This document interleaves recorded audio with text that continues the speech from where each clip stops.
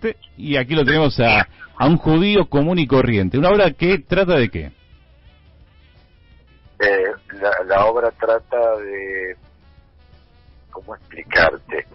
De un sociólogo, que sería yo, tipo de mi edad, que vive hoy, 2022, en Hamburgo, en Alemania, y mi madre estuvo en el campo de concentración de Auschwitz-Birkenau, durante el nazismo. Auschwitz-Birkenau era de los 5.000 campos de concentración que tuvo el nazismo, el más virulento, porque tenía el récord de cremaciones en las cámaras de gas de 1.500 personas por día. Bueno, yo cargo con ese karma, y vivo en Alemania hoy, a pesar de eso, en donde viven 150.000 judíos, después de la masacre de millones. Y recibo una invitación de un profesor de la secundaria hoy en Alemania, que los alumnos preguntan sobre esa zona que no pueden enseñar ni explicar los alemanes, que es el genocidio.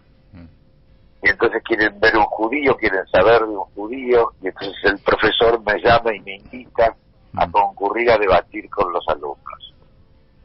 Y lo que devía en la obra es un análisis de la sociedad alemana, la sociedad mundial, de las religiones, en fin, todo una mirada, una introspección que hago yo para evaluar las razones por las cuales debería aceptar o no aceptar ir a ese encuentro, ¿no? ¿Cómo sería ir a encontrarme con los nietos de los genocidas? Y es una obra muy interesante, muy importante para los argentinos, sobre todo, porque con el advenimiento de la democracia en el 83, con Raúl Alfonsín, el genocidio nazi se convierte en modelo de identificación de nuestra propia tragedia, que fue el terrorismo de Estado. O sea que nosotros tenemos nuestra experiencia de práctica social genocida. Sí, una historia tremenda también la de nuestra, ¿no? Porque siempre hablamos del genocidio nazi, pero la historia argentina está marcada por tragedias, ¿no? Y que muy bien.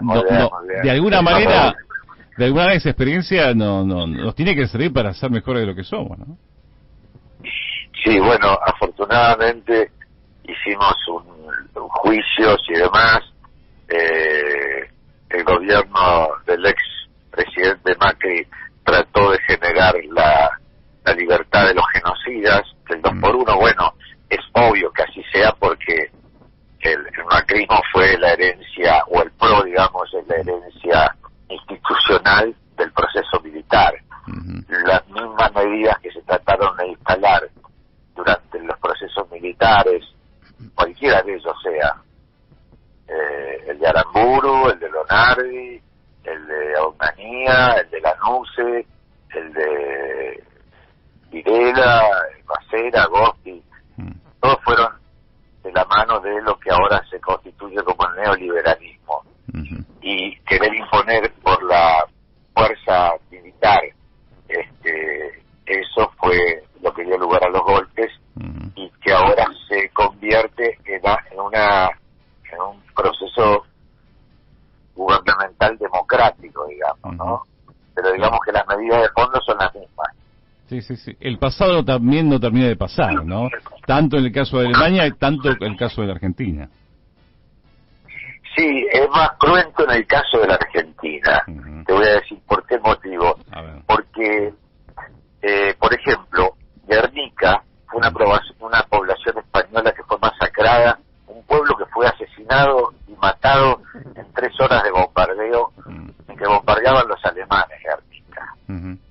Pero en la Argentina, el bombardeo de la Plaza de Mayo, en el cual yo estuve presente a los 9 años, de la mano de mi madre, masacraron 600 argentinos en horario de trabajo, día de trabajo, gente indefensa, para sacar a Perón extorsionándolo del gobierno.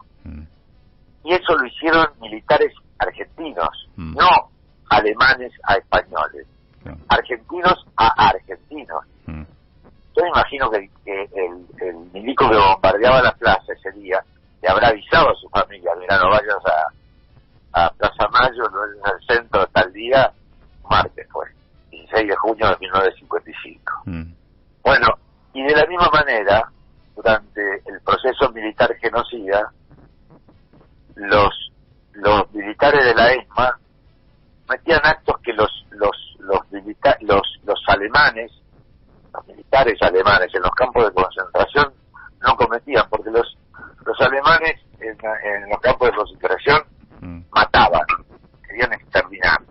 Los militares argentinos también, pero previamente torturaban, porque tenían información que sacar. Y cometían actos muy siniestros, como por ejemplo, yo te voy a citar uno que figura en los libros, en el libro Nunca Más. ¿Has leído el Nunca Más? Sí. Bueno, a los prisioneros judíos en la ESMA le introducían un ratón en el vivo, en el ano o en la vagina, según correspondiera, con la boca hacia adentro, y le tapaban el orificio anal o vaginal para que el animal mordisqueara las paredes vaginales o anales. Eso hacía un militar marino argentino en la década del 70 en la ESMA, y consta en el libro Nunca Más. Después de eso se les daba pentonaval y se les arrojaba vivo de los aviones. Bueno, la obra toma eso, ese es el trasfondo del judaísmo post-holocausto, cómo está el mundo hoy, y qué responsabilidad tienen las religiones en esta situación.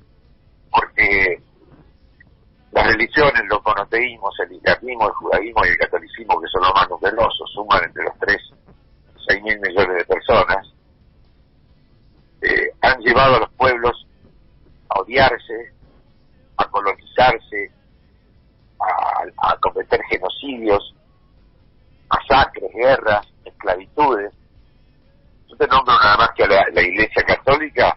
Tenés las cruzadas, el genocidio de las cruzadas, la Inquisición, el genocidio americano. Sí, una larga historia. ¿Cómo? Sí, una larga cosas que han sucedido. Y estaba pensando mientras que lo comentabas, el holocausto, la última dictadura militar, son cosas que nos podemos llegar a topar nuevamente en la historia de la humanidad. Digamos, ¿es algo que superamos definitivamente? No podemos hablar de la historia. Como decía Sartre, la esperanza es la acción. Podemos accionar para conseguir una sociedad más justa, más pacífica, más honesta, más respetuosa de los derechos, de las constituciones de los países, porque la Constitución Nacional tiene enunciados altruistas, habla de democracia, pero la democracia no es solamente una estadística que permite elegir un gobernante, es un gobierno que es del pueblo, para el pueblo, y tiene que ser un gobierno fraternal, donde todo el mundo tiene que estar incluido y cumplir con la norma del artículo 16 de la Constitución, que dice todos somos iguales ante la ley. Buscar la igualdad, la mayor igualdad posible. Sí. La pregunta apuntaba claramente a que vernos si estamos mejor o peor que esas sociedades que generaron esos acontecimientos terribles. Estamos mejor. Porque por lo pronto, ahora por ejemplo estaríamos mejor si se juzgara al gobierno de Macri por la deuda externa que nos impuso a todo el pueblo argentino, sin consultarnos, sin cumplir con la Constitución, que establece que tiene que ser el Congreso el que autoriza, el que viaja, contrata y arregla y toma créditos. Y nosotros tenemos afectada nuestra educación y nuestra salud y nuestro bienestar. Los hijos de Raúl Páez, es apellido, ¿no? Exactamente. De Raúl Páez, tus hijos están comprometidos en su salud y en su educación, y los hijos de tus hijos, tus nietos, y tus bisnietos, y tus tataranietos, por créditos que tomó para fugar la plata el gobierno de Macri, sin cumplir con la Constitución. Entonces, esto no ha sido juzgado, por el gobierno de Fernández. Entonces vos me decís, ¿estamos mejor? Estaríamos mejor si se hiciera justicia, porque los demás, un efecto de publicidad, los demás potenciales candidatos a cometer un acto semejante dirían, no, mira, Macri está en cana, Duhovne está en cana, claro. Marcos Peña está en cana. ¿Por qué? Por violar la Constitución. ¿Y por qué no hay justicia?